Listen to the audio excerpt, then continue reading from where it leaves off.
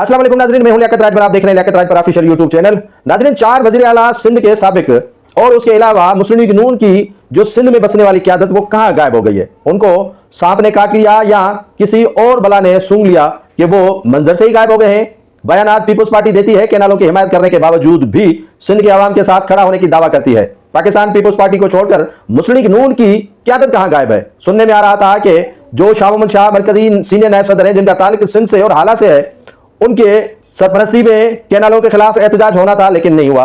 बशीर मेमन जो सिंध के सदर हैं, उन्होंने भी चुप का रोजा रखे हुए बैठे हैं और उन्हें काफी मरतबा सहाफियों ने गुफ्तगू शुनीद करने के लिए कहा है, लेकिन वो इस मामले पर बातचीत करने के लिए तैयार नहीं है। मुस्लिम लीग नून सिंध की क़यादत न पीपुल्स पार्टी के साथ है, न जीडीए के साथ है, न JUIF के साथ है। उन्होंने अपनी अलहदा मस्जिद बना ली है। तो इसमें 4 सिंध के वजीर आला कहां गायब है? अब्दुल्ला शाह अल्लाह को प्यारे हो गए और उसके अलावा अली मोहम्मद खान मेहर भी अल्लाह को प्यारे हो गए, जान सादिक अल्लाह को प्यारे हो गए, लेकिन 4 वज़ीर आला इन्हीं कैनालों के मामलात पर कुछ लब कुशाई करते तो सिंध कम से कम खुश हो जाती। आप पूछेंगे कि वो कौन से वज़ीर आला हैं जो कैनालों के मामलात पर लब कुशाई नहीं कर रहे हैं? अपने तारीख से हमें बता दें कि हमने कौन से जो है वो मामला तय कर लिए और 91 के आकार के तहत हमने सिंध का पानी पंजाब से छीन कर सिंध को दिलवाया, या हमारे साथ क्या बीता।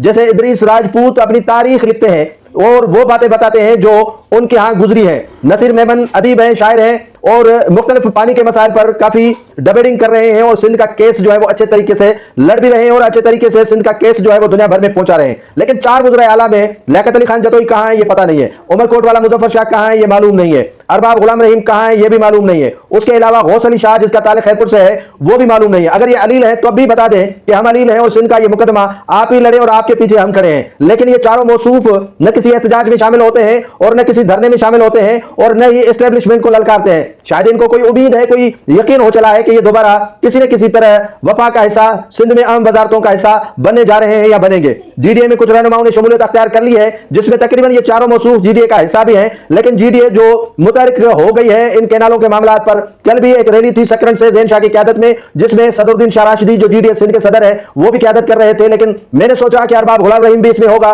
गौस अली शाह खैरपुर वाला भी इसमें होगा और लियाकत जतोई दादू वाला भी इसमें होगा, उमरकोट का मुजफ्फर शाह भी इसमें होगा। लेकिन चारों के चार गायब ऐसे हो गए हैं कि जैसे वो इस धरती के सपूत ही ना हो, इस धरती के बेटे ही ना हो। होना तो ये चाहिए था कि इनको लीड करनी चाहिए और पानी पर जो कदगन लगा है अपनी तारीख से सिंध को तो कम से कम आगाह करें, सिंध के वासियों को आगाह करें। जो न्यू जनरेशन है इनको नहीं देखा इख्तिदार में, उससे जो है वो इस्तिफादा दिलवाएं और हमें हकायक से आगाह जरूर करें। लेकिन पता नहीं वो कहां है और किस मैच भर खड़े हैं। और यहां तो रमजान मुबारक में एहतिकाफ का दिन भी गुजर गया और एहतिकाफ वाले भी उठ गए, शायद ये अभी लंबे एहतिकाफ में बैठे हैं जो बाहर निकलने के लिए तैयार नहीं है।